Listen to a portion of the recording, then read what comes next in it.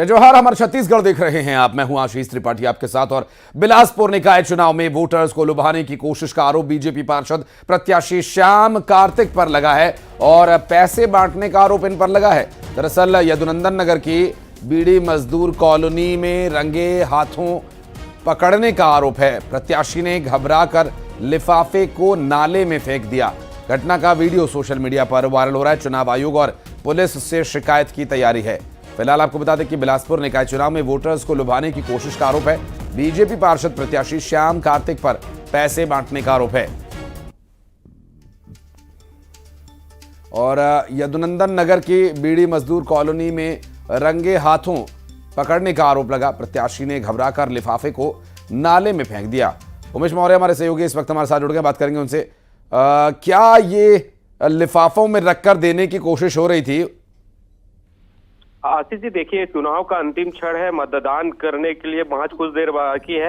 ऐसे में जो मतदाताओं को लुभाने का जो प्रयास है वो जोर शोर से चल रहा है। लेकिन इस बीच ये भी देखा जा रहा है कि पैसे भी बांटे जा रहे हैं, प्रलोभन भी उन्हें दिया जा रहा है। इसका वीडियो एक सोशल मीडिया में बिलासपुर में वायरल हो रहा है, जहां वार्ड क्रमांक 7 यदुनंदन नगर जो है बीड़ी मजदूर कॉलोनी, वहां पर जो प्रत्याशी है, भारतीय जनता पार्टी का प्रत्याशी बताया जा रहा है, उसके द्वारा पैसे बांटे जा रहे थे, प्रलोभन दिया जा रहा था। इस पूरे मामले को वहां के स्थानीय लोगों ने पहले पूछताछ की और उसके बाद उसे घेर लिया। ऐसा देखते हुए उसने जो पैसा रखा हुआ था लिफाफा में, उसे नाले में फेंकते हुए भी नजर आ रहा है। फिलहाल इस पूरे मामले की शिकायत जो है जिला निर्वाचन से की गई है, पुलिस के अधिकारी, पुलिस थाने में भी की गई है। इसके साथ ही जिला कांग्रेस कमेटी के ग्रामीण अध्यक्ष विजय केसरवानी ने भी इस पूरे मामले की शिकायत जो है जिला निर्वाचन से की है। फिलहाल देखना होगा कि अब इस पूरे मामले में किस तरीके से एक्शन जिला प्रशासन और निर्वाचन है। जी, नॉमिनेशन कैंसिल तक होने का प्रावधान होता है उमेश ऐसे मामलों में?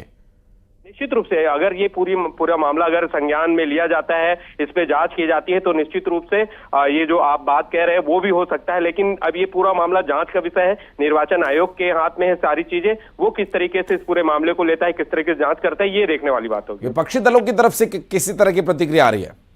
विपक्षी दलों यही कहना है कि भारतीय जनता पार्टी चुनाव जीतने के लिए हथकंडे अपना रही है, पैसे का दुरुपयोग, पैसे का उपयोग कर मतदाता खरीदने की कोशिश कर रहे हैं। और जो कहीं ना कहीं प्रलोभन का बात बिल्कुल, इस तरह का प्रलोभन चुनाव के समय में एक गंभीर समस्या और एक गंभीर अपराध भी है। बहुत शुक्रिया आपका उमेश इस पूरे मामले पर जानकारी देने के लिए। और जगदलपुर से अगली खबर, जहां कांग्रेस के पूर्व उपनेता प्रतिपक्ष पर शराब और पैसे बांटने का आरोप लगा। कांग्रेस नेता राजेश राय को पुलिस ने गिरफ्तार कर लिया। बीती रात गंगानगर वार्ड के माड़िया सराई में मतदाता पर्ची बना रहे थे और बीजेपी ने पुलिस को इसकी शिकायत दी है। दरअसल मौके पर पहुंचे तहसीलदार ने परिसर को सील कर दिया है और बोधघाट पुलिस मामले की जांच में जुटी हुई है। जगदलपुर से खबर, श्रीनिवास हमारे सहयोगी इस वक्त हमारे साथ जुड़ गए। श्रीनिवास, कांग्रेस के नेता पर क्या आरोप लग रहे हैं और अभी पुलिस से जो शिकायत दी गई है उसमें क्या कार्रवाई की जा रही है? देखिए, पूरा मामला गंगानगर वार्ड का है, जहां पर कांग्रेस के उप नेता प्रतिपक्ष राजेश राय पर शराब और पैसे बांटने का आरोप लगाया है। जब राजेश राय अपने कमरे में बैठ के पर्ची बना रहे थे, तभी भाजपा के नेताओं ने इसकी शिकायत पुलिस और तहसीलदार से की, जिसके बाद तहसीलदार मौके में पहुंच के जो पर्ची बना रहे उसको रिजेक्ट किया। साथ ही जो शराब और जो पैसे को लेकर जो बात सामने आई थी उसकी भी जांच कर रहे। फिलहाल पूरे जो परिसर है, जो कमरा है, उसको सील कर दिया है और राजेश राय जो है, जो कांग्रेस के नेता, उसे गिरफ्तार कर जांच में पुलिस जुट गई है। जी, बहुत शुक्रिया आपका इस पूरे मामले पर जानकारी देने के लिए श्रीनिवास। और बिलासपुर में बीजेपी और कांग्रेस के कार्यकर्ताओं में झड़प हो गई। बिलासपुर में नगरीय निकाय चुनाव का प्रचार थमने से पहले बीजेपी और कांग्रेस कार्यकर्ताओं में झड़प हो गई। दरअसल मगरा पारा में रैलियों के आमने सामने आ जाने पर धक्का मुक्की हुई, झूमा झटकी हुई। नगर पंचायत बोदरी में बीजेपी और आम आदमी पार्टी कार्यकर्ताओं के बीच मारपीट हो गई। चकरभाठा थाना के क्षेत्र का यह मामला, जहां शिकायत दर्ज की गई और घटना का वीडियो भी सामने आया है। बोदरी में बीजेपी और आम आदमी पार्टी के कार्यकर्ता आपस में उलझ गए। बढ़ते आगे, यहां सूरजपुर से खबर है, जहां प्रतापपुर विधायक शकुंतला सिंह का चुनावी आम सभा का एक वीडियो वायरल हो रहा है। दरअसल इस आम सभा में मंच से वे बीजेपी के बागियों को धमकी दे रही हैं। उन्होंने कहा, जो भी कार्यकर्ता बागी होंगे भविष्य में विधायक से कोई उम्मीद न रखें। नगर पंचायत जरही में नगरीय निकाय चुनावी प्रचार का ये वीडियो बताया जा रहा है। पूजा करती हूँ अपनी दुर्गा माँ, महामाया माँ, समस्त देवी। और निकाय चुनाव के लिए वोट डाला जाना है कल और वोटिंग के लिए तैयारियां पूरी कर ली गई हैं। प्रत्याशी अब डोर टू डोर प्रचार करेंगे और आज पोलिंग पार्टीज भी मतदान केंद्रों के लिए रवाना कर दी गई हैं। 10 निगमों में कुल 79 मेयर प्रत्याशी, कुल 1889 पार्षद प्रत्याशी चुनावी मैदान में हैं। 15 फरवरी को निकाय चुनाव के नतीजे आने हैं। क्योंकि कल वोट डाला जाना है तो इसके लिए प्रशासनिक स्तर पर तैयारियां मुकम्मल की जा रही हैं। पोलिंग पार्टीज को मतदान केंद्रों के लिए रवाना कर दिया गया। मतदान दल रवाना हो चुके हैं। 6 तस्वीरें इस वक्त आपकी स्क्रीन पर आप देख रहे हैं रायपुर, अंबिकापुर, दुर्ग, कोंडागांव, बालोद और सुकमा से, जहां पोलिंग पार्टीज देखिए अपने व्यवस्थाओं में जुटी हुई हैं। और ये जो पूरी व्यवस्था है पूरी तरह से पारदर्शी और निष्पक्ष मतदान प्रक्रिया को मुकम्मल तौर पर करने के लिए की जाती है। और सभी जो व्यवस्थाएं हैं जिसमें ईवीएम, पर्ची, मिलान पर्ची और उसके साथ जो लिस्ट दी जाती है पूरे ब्लॉक की, और उसके अलावा स्याही, पेन, रजिस्टर, सब कुछ लेकर के टीम्स रवाना हो रही हैं। और रायपुर में निकाय चुनाव को लेकर बसों का अधिग्रहण किया गया। 1000 से अधिक कॉलेजेस और स्कूल्स की बस का अधिग्रहण किया गया और इन बसेस को निर्वाचन के सामग्री के साथ भेजा जा रहा है और टीम उसके साथ जा रही है। न्यूज़ 18 के संवाददाता ने इस पूरे अधिग्रहण और उसके बाद जो प्रक्रिया चल रही थी उसका जायजा लिया। दिखाते हैं आपको। कल मतदान होना है और मतदान सामग्रियों के वितरण की प्रक्रिया भी जो है वो शुरू हो चुकी है और इसी कड़ी में बसों के अधिग्रहण की प्रक्रिया भी जो है वो चल रही है। इस वक्त हम मौजूद हैं राजधानी रायपुर के सेज बाहर के ग्राउंड में, जहां पर बड़ी संख्या में बसों का जो है अधिग्रहण किया गया है। तस्वीर में आपको सभी स्कूली बस जो है वो नजर आ रहे होंगे और बस कुछ ही देर में जिस तरह से मतदान सामग्रियों का वितरण जो है वो किया जा रहा है और इस वितरण के बाद सभी जो पोलिंग एजेंट है उनको अपने अपने पोलिंग बूथ के लिए यहीं से जो है वो रवाना किया जाएगा। और आपको बता दूं कि रायपुर शहर में करीब 1290 पोलिंग बूथ जो है वो बनाए गए हैं और इसी कड़ी में करीब 1100 से 1200 की संख्या में स्कूली बसों का, कॉलेज बसों का अधिग्रहण जो है वो किया गया है। इसके साथ ही यात्री बसों का भी अधिग्रहण जो है चुनावी प्रक्रिया के दौरान जो है वो किया जाता है। ऐसे में यात्रियों को आने जाने में भी काफी दिक्कतों का जो है वो सामना करना पड़ सकता है और जिस तरह से 1200 की संख्या में स्कूली और कॉलेज बसों का अधिग्रहण यहाँ पर किया गया। ऐसे में कहा जा सकता है कि स्कूलों में भी, कुछ प्राइवेट स्कूलों में भी इसको लेकर जो है वो छुट्टियां जो है वो दी गई है। तो प्रक्रिया जो है वो लगभग पूरी हो चुकी है। कल प्रदेश के 10 नगर निगम में मतदान होना है जिसकी तैयारी भी लगभग जो है कर ली गई है। रायपुर से आकाश शुक्ला, दुर्ग से मिथिलेश ठाकुर और सुकमा से सतीश शांडक हमारे सहयोगी इस वक्त हमारे साथ जुड़ गए। आकाश, कल का दिन महत्वपूर्ण रहेगा। तैयारियों के बारे में बात करें तो आज क्या कुछ तस्वीरें देखने को मिल रही हैं? जी बिल्कुल, छत्तीसगढ़ के 10 निकायों में और जो 49 करीब नगर पालिकाओं में चुनाव है, मतदान डाले जाने। कल सुबह 8 बजे से मतदान की प्रक्रिया शुरू होगी। ऐसे में निर्वाचन आयोग की तरफ से पूरी तैयारी कर ली गई है। आपने वो तस्वीरें दर्शकों को दिखाई कि किस तरीके से जो है मतदान दलों को भेजा जा रहा है उनके गंतव्य तक के, जहां पर उनकी ड्यूटी लगाई गई है उन्हें भेजा गया है। बसों का अधिग्रहण कर लिया गया है क्योंकि ईवीएम मशीनें और तमाम वो चीजें, सामग्रियां लेके जाते हैं। इससे पहले निर्वाचन आयोग में जिलेवार प्रशिक्षण का आयोजन किया था जिसमें सभी कर्मचारियों को प्रशिक्षण दिया गया बारी बारी किस तरीके से मतदान कराना है, क्योंकि महापौर और पार्षद दोनों के लिए 2 बार वोटिंग करनी है इस बार। तो ऐसे में उसे लेकर भी प्रशिक्षण दिया गया है। तो तमाम तैयारियां एक तरीके से पूरी हो चुकी निर्वाचन आयोग की तरफ से। अगर हम राजनीतिक पार्टियों की भी बात करें तो आज डोर टू डोर प्रचार करना है, क्योंकि कल प्रचार का जो सिलसिला है रात 12 बजे खत्म हो गया। अब डोर टू डोर जाकर ही वो सीधे लोगों से संपर्क कर सकते हैं और वोट मांग सकते हैं। अगर फोकस की बात करें तो चाहे प्रशासन हो चाहे राजनीतिक दल, ज्यादा से ज्यादा वोट कराने पर फोकस है, क्योंकि वोट परसेंटेज बढ़ेंगे तो बेहतर परिणाम आएंगे। तो ऐसे में फोकस है। कार्यकर्ताओं को भी प्रशिक्षण दिया गया है और उन्हें बूथों की जिम्मेदारी दी गई है कि किस तरीके से अपने अपने बूथों में ज्यादा से ज्यादा जो है वोट कराया जाए और अपने अपने फेवर में जो है वो मतदान किया जाए। जी बिल्कुल, दुर्ग चलेंगे, हमारे सहयोगी मिथिलेश इस वक्त मौजूद है। मिथिलेश, भारतीय विश्वविद्यालय में गहमा गहमी कम हुई, कुछ काम संपन्न हो गया, कल के लिए तैयारियां पूरी? जी हाँ, बिल्कुल प्रशासनिक तौर पर पूरी तैयारियां पूरी कर ली गई है। अब 36 घंटे के बाद में अब कर्मचारी लौटेंगे। आज सभी को सामग्री का वितरण किया गया है। नगर निगम दुर्ग के लिए जो है वो भारतीय विश्वविद्यालय के माध्यम से वहां पे सामग्री का वितरण किया गया। इसी तरह से जो नगर पालिकाएं हैं और जो नगर पंचायत है उनके लिए भी अलग अलग केंद्र बनाए गए थे जहां से सामग्री का वितरण किया गया। इस पूरे प्रक्रिया के लिए करीब 3000 अधिकारी कर्मचारी लगे हुए हैं जो इस पूरी प्रक्रिया को संपन्न कराएंगे। आज विधिवत उनको ईवीएम मशीन दी गई और जो सामग्री होती है जो मतदान के दौरान उपयोगी होती है वो महत्वपूर्ण सामग्री का वितरण किया गया और उसको बसों के माध्यम से रवाना किया गया है। दुर्ग नगर निगम सहित 3 पालिकाएं हैं और 3 नगर पंचायत है जहां पर ये चुनाव होने हैं। कल मतदान होगा। आज जो है वो डोर टू डोर प्रत्याशी जो है लोगों के घर पहुंच रहे हैं, शांतिपूर्वक उनसे आशीर्वाद मांग रहे हैं और उसके बाद में जो है कल जो है वो सुबह 8 बजे से मतदान शुरू हो जाएगा और शाम के 5 बजे तक चलेगा।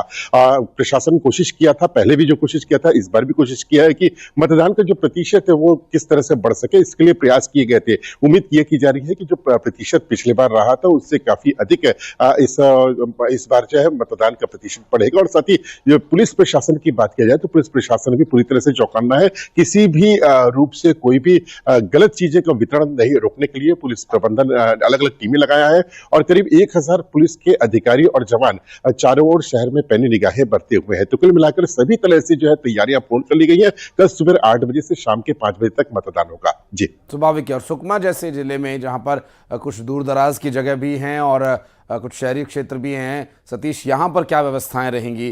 क्या वोट डाले जाने का समय वही जैसे विधानसभा और लोकसभा चुनाव में समय तय किया जाता है, 3-4 बजे तक मतदान संपन्न होता है, या इस बार थोड़ा समय बढ़ाया जा रहा है? सतीश, जी आपको बता दूं मैं कल मतदान शुरू हो गया। देर शाम 5 बजे तक मतदान किया जाएगा। इसकी तमाम तैयारियां जिला प्रशासन पूर्ण कर रही है। कल जो है रामाराम का मेला है, रामाराम मेला जिला मुख्यालय से करीब 8 किलोमीटर दूर है, जहाँ पर बताया जाता है कि दक्षिण में सबसे बड़ा मेला है। इसके मतलब प्रशासन ने तमाम पर व्यवस्था की है। मतदाताओं से अपील की कि मतदान करें, फिर मेले का जो है आनंद लें और तमाम तरह की तैयारियां कर दी है। मतदान दल हो चुके हैं। आज शाम बिल्कुल सतीश, आप नजर बनाए रखिएगा। आपकी आवाज ठीक तरीके से नहीं मिल पा रही है, एक बार फिर प्रयास करेंगे आगे आपसे बातचीत करने का। और बहुत बहुत शुक्रिया आकाश, आपका भी बहुत बहुत शुक्रिया मिथिलेश, आपका भी इस पूरे विषय पर जानकारी देने के लिए। बढ़ते आगे। और सीएम विश्वदेव साय ने निकाय और पंचायत चुनाव को लेकर बीजेपी की बड़ी जीत का दावा किया। उन्होंने कहा कि चुनाव में प्रदेश का दौरा भी किया और इस दौरान मतदान को लेकर तैयारियां मुकम्मल हैं। इस दौरान जनता का भारी समर्थन बीजेपी को मिलता दिख रहा है। सीएम ने कांग्रेस पर जनता को ठगने का आरोप भी लगाया। चुनाव में, लोकसभा चुनाव में और रायपुर दक्षिण विधानसभा के उपचुनाव में जो सफलता भारतीय जनता पार्टी को मिली है, वही सफलता नगरीय निकाय के चुनाव में भी मिलने वाली है, क्योंकि हम चुनाव के पहले भी पूरे प्रदेश का दौरा किए हैं और 1 साल के अंदर 7000 करोड़ से ज़्यादा नगरीय क्षेत्र में विकास का काम स्वीकृत किए हैं। और चुनाव के बाद भी हम लगातार हर जगह गए हैं, हर निगम में गए हैं। बहुत अच्छा कार्यक्रम हुआ है, भव्य रोड शो हुआ है और महिलाओं में तो महतारी बंधन का इतना असर है कि जहां भी हम जाते हैं उनका उत्साह देखते बनता है। किसानों के लिए जो काम कर रहे हैं और सबके लिए जो काम कर रहे हैं, एक विश्वास भारतीय जनता पार्टी के प्रति, हमारी सरकार के प्रति पूरे प्रदेश की जनता का बढ़ा है। और निश्चित रूप से कांग्रेस को वोट देने वाले नहीं हैं, क्योंकि वो समझ चुके हैं कि ये पार्टी कहती कुछ है, करती कुछ है, ये छल करती है, ये जनता को ठगने का काम करती है, ये जनता के मन में है। और मैं दावे के साथ कह सकता हूं कि नगरीय निकाय के चुनाव में भी और उसके बाद त्रिस्तरीय पंचायती राज का चुनाव है, उसमें हालांकि सिंबल नहीं रहता है, लेकिन फिर भी हमारे समर्थित लोग भारी मतों से भारी संख्या में जीत के आए। और सीएम विश्वदेव साय ने एक्स पर पोस्ट किया और सीएम साय ने पोस्ट में लिखा कि इस वाईफाई में निःशुल्क फास्ट इंटरनेट तो मिलेगा ही, और बीजेपी के इस वाईफाई में साथ ही आपको मिलेगा विकास, मजबूत कानून, समृद्धि, शांति, स्वच्छता, भ्रष्टाचार का अंत, असीमित लाभ के लिए पासवर्ड है VOTE4BJP।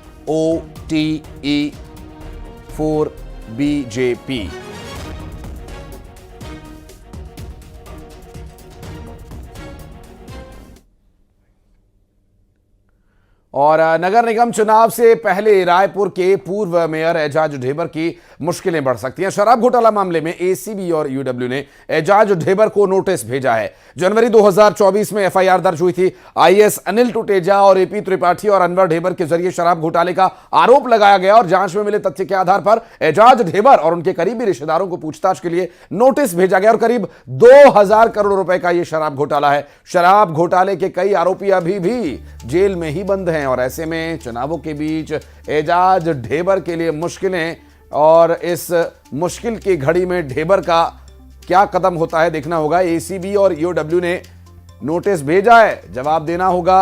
अब जवाब दें या चुनाव की तैयारी करें, अब देखना यह होगा कि वो दोनों में से किसे प्राथमिकता देते हैं।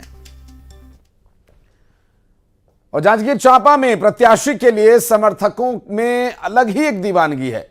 यहां समर्थक तिलक नहीं कर रहे हैं, यहां समर्थक रक्त तिलक कर रहे हैं, अपने खून से तिलक लगा रहे हैं। जिला पंचायत प्रत्याशी इंजीनियर मंजूषा पाटले को समर्थकों ने रक्त से ही तिलक लगाकर उनका समर्थन कर दिया।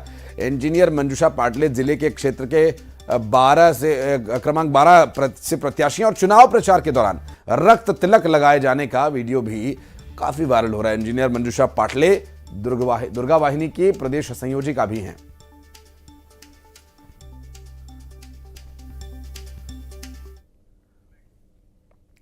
और बीजापुर में नक्सली मुठभेड़ में शहीद जवानों को श्रद्धांजलि दी गई, शहीद जवानों को सलामी दी गई। डीजीपी ने शहीद जवानों को श्रद्धांजलि दी है और बड़ी संख्या में जनप्रतिनिधियों और आम लोगों ने भी शहीदों को नमन किया। जहां अंतिम दर्शन के लिए वीर सपूतों के पार्थिव शरीर रखे गए थे। और बीजापुर से ये तस्वीरें सामने आई जहां ऐसा भी था कि पति और पत्नी दोनों ही इस सेवा में लगे हुए हैं। ऐसे में दो शहीदों की ये शहादत आंखें नम कर गई।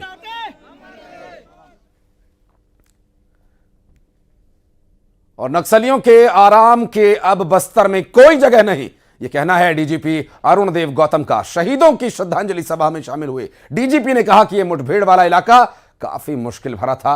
हमारे जवानों ने सफल ऑपरेशन किया और अपनी जान की बाजी तक लगाई। साथ ही उन्होंने चेतावनी दी है कि जब तक हथियारबंद नक्सली बचे हुए हैं ऑपरेशन तेज होगा। मुठभेड़ में नए हथियार मिले हैं, उनका भी एनालिसिस किया जा रहा है। बीजापुर के नेशनल पार्क में कल नक्सलियों से लोहा लेते हुए हमारे 2 जवान शहीद हो गए।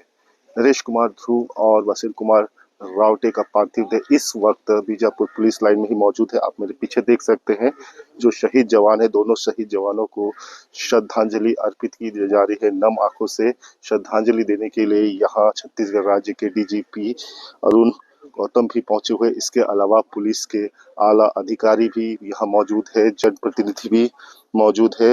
विधायक बीजापुर विक्रम मंडावी के अलावा पूर्व मंत्री महेश गागड़ा भी यहाँ पहुंचे हुए हैं। आम लोग भी इस समय इस शोक सभा में मौजूद है। अभी कुछ देर पहले शोक संतप्त परिजनों से डीजीपी ने स्वयं बात की, उन्हें ढाढ़स बंधाया वक्त। हालांकि देश ने भी अपना एक सपूत खोया है। अब से कुछ देर बाद जो आला अधिकारी है, जनप्रतिनिधि है, श्रद्धांजलि का कार्यक्रम जैसे संपन्न होगा उनके पार्थिव देह को कांधा दिया जाएगा और इसके बाद अलग अलग माध्यमों से उनके गृहग्राम के लिए रवाना कर दिया जाएगा। ये शहादत देश के लिए, प्रदेश के लिए, देशवासियों के लिए, प्रदेशवासियों के लिए दी है। और अमर शहीद नरेश कुमार दुबे जैसे वीर सपूतों की ये शहादत देश कभी भूलेगा नहीं। लेकिन उस परिवार के ऊपर तो एक गंभीर आपदा आन पड़ी है कि अब उनके बीच से उनका अपना कोई चला गया। रंजन दास हमारे सहयोगी इस वक्त हमारे साथ मौजूद हैं। रंजन, देश की सुरक्षा के लिए और देश के आन बान और शान के लिए, उस तिरंगे के लिए मर मिटने की कसम खाने वाले जाबाज पीछे नहीं हटते, लेकिन इस पर गर्व करें या आंसू बहाएं, कई बार ये सोचना पड़ता है। परिवार के लिए तो एक बहुत बड़ा ये दुख हो जाता है।